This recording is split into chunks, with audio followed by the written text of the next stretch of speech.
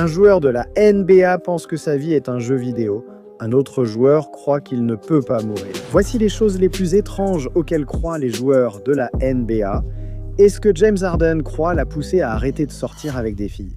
Quand Harden vivait les meilleures saisons de sa carrière, dominant complètement la NBA, il pensait que rien ne pouvait mal tourner, mais il devait sûrement réfléchir avec la mauvaise tête. Parce qu'une fois qu'il a assuré le pactole, il a décidé de sortir avec une bombe et est devenu l'un des couples de célébrités les plus célèbres au monde avec Khloé Kardashian. Mais s'il avait su dans quoi il s'embarquait, on disait que tout sportif qui sortait avec une Kardashian voyait sa carrière complètement s'effondrer. Des joueurs de la NBA comme Lamar Odom, Tristan Thompson et Chris Humphries en ont tous été victimes. Mais Harden est tombé tellement amoureux de Khloé qu'au début, il ne laissait pas les rumeurs l'atteindre jusqu'à ce que les projecteurs se retournent contre lui. Pour le pire, Harden ne pouvait même pas sortir sans que les paparazzis le harcèlent partout où il allait, que ce soit seul ou accompagné. Khloé était prise en photo et cette attention constante a commencé à ruiner sa santé mentale. Ses statistiques chutaient, il commençait à s'énerver contre ses coéquipiers et contre les gens qu'il filmait. Tu restes toujours le pire simulateur de la NBA.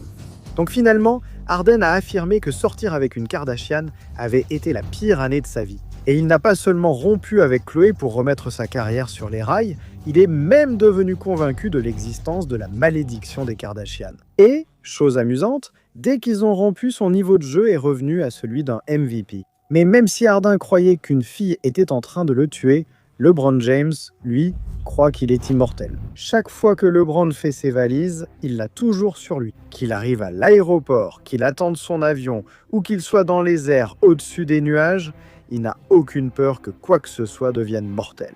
Tout ça grâce à son plan secret, et l'un des anciens coéquipiers de LeBron a révélé son secret. LeBron a affirmé qu'il pourrait survivre à un crash d'avion. Dans l'avion, pendant des turbulences, il a dit « Franchement, je pense que je survivrai à ce vol. Je pense pouvoir survivre à un crash d'avion. » J'ai répondu « Tu veux dire quoi? Tu vas sauter ?» Il a dit « Oui, c'est ce que je vais faire. » Il a sorti tous les oreillers et couvertures des compartiments, les a bourrés, puis a sauté de l'avion pour survivre. Attends, les implants capillaires doivent vraiment gêner LeBron. Je pense que des oreillers pourraient l'aider. Au moins, seul ses croyances étranges ne l'ont jamais poussé à mettre une combinaison spatiale. Parce que ce que Stephen Curry croit l'a amené à se disputer avec la NASA, tout a commencé avec cette interview. On est déjà allé sur la Lune? Non, ils viendront nous chercher. Je ne pense pas. Tu ne penses pas? Mais que Steph plaisantait ou non, il pensait que dire que les astronautes n'étaient jamais allés sur la Lune n'allait pas être un gros problème. Mais dès le lendemain, le monde est devenu fou. Tout ça à cause de la théorie du complot de Steph. Des millions de personnes ont été choquées. Les enfants qui admiraient Steph ont commencé à douter de tout ce qu'on leur avait appris. Les professeurs de sciences disaient qu'il avait totalement ruiné leurs cours et même des astronautes ont commencé à envoyer des messages privés à Steph. Même le président des États-Unis s'est inquiété de l'état mental de Steph. Je doute que les gens y croient. Donc la NASA a dû s'en mêler. Et le directeur de leur entreprise n'a pas seulement ri de la théorie du complot de Steph, J'ai du mal à croire qu'il y croit vraiment. il savait que Steph avait un match à venir contre les Rockets. Il a donc invité Steph à leur centre spatial à Houston pour voir les roches lunaires et découvrir comment tout s'est déroulé au centre de contrôle de mission. À ce stade, Steph n'avait pas le choix. Il devait découvrir la vérité car il ne pouvait même pas aller au match NBA sans être trollé. C'est pas mal du tout, tu vois ça, Graham? Qu'est-ce que c'est? Ils ont fait le truc lunaire quand Stéphane... Ah, vraiment? Et la situation était devenue tellement virale que Stéphane est allé en direct sur Instagram avec un astronaute officiel qui était allé dans l'espace et ils ont tout expliqué ensemble. C'est le genre de situation où le président Obama m'a contacté. Finalement, Stéphane a repris ses esprits et s'est rendu compte que les astronautes étaient peut-être allés sur la Lune. Et non seulement il s'est excusé, Il a présenté ses excuses et évidemment exprimé des regrets sur la façon dont tout cela s'est passé. lors de son prochain match, Stéphane a porté des chaussures personnalisées sur le thème de la Lune et les a mises aux enchères pour reverser l'argent à des enseignants de sciences, technologie et mathématiques dans le monde entier. Stéphane a au moins sauvé sa réputation, mais je doute qu'il y ait à sauver pour un joueur de la NBA croyant que les insectes lui parlent. Voici Meta Mondpay et il a des amis plutôt intéressants. Je n'aime pas les cafards. J'ai grandi entouré d'eux. Trop d'amis ici à New York. Je me réveille et il se réveilla dans mes céréales. Ron, salut, tu veux une pâte dans mes macaronis? L'autre dans mon maïs?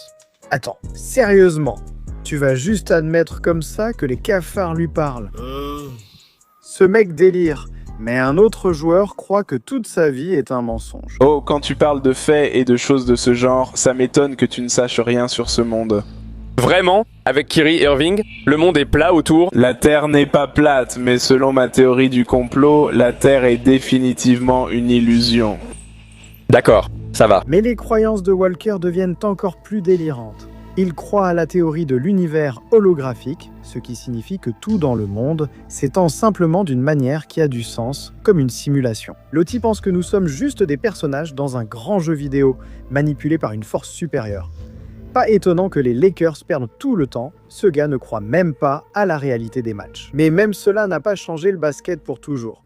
Comme ce que Michael Jordan croit, tout a commencé quand Jordan était en première année à North Carolina. Personne ne connaissait encore son potentiel parce qu'il n'était même pas le meilleur joueur de son équipe. Mais avec un championnat en jeu, Jordan a vraiment assuré. Avant cela, personne ne savait qui j'étais. À l'université, j'étais un simple étudiant. Et en dehors, on me connaissait juste comme Mike Jordan. Et quand j'ai marqué ce panier, tout le monde a commencé à m'appeler Michael Jordan. Ce panier décisif a fait connaître Michael Jordan, mais il a attribué tout le mérite à la tenue qu'il portait ce soir-là.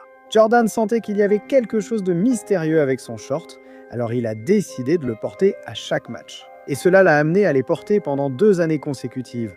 Et étrangement, pendant qu'il les portait, il n'est pas seulement devenu le meilleur joueur de son équipe, il a complètement dominé. Donc la preuve était là pour Jordan.